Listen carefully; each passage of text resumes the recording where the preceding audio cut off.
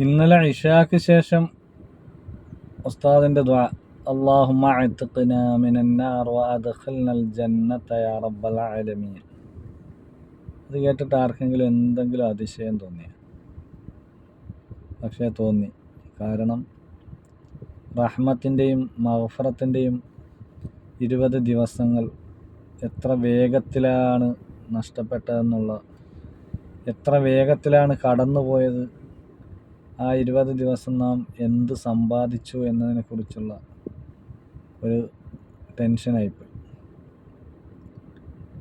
ആ 20 ദിവസം കൊണ്ട് നമുക്ക് എന്ത് സമ്പാദിച്ചു? ഇനി ഏറിയ 10 അല്ലെങ്കിൽ 9 ദിവസം. അതിലാകെ പ്രതീക്ഷയുള്ളത് ലൈലത്തുൽ ഖദ്ർ.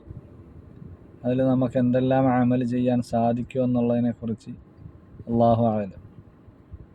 അല്ലാഹു തആല ചെയ്ത അമലുകളൊക്കെ സ്വീകരിക്കട്ടെ, ആമീൻ. അതിനൊക്കെ പ്രതിഫലം വർദ്ധിപ്പിച്ചു തരട്ടെ. നമ്മുടെ നോമ്പും നിസ്കാരവും ഒക്കെ അല്ലാഹു സ്വീകരിക്കട്ടെ. നോമ്പുകളെല്ലാം അല്ലാഹു സ്വീകരിക്കട്ടെ, ആമീൻ.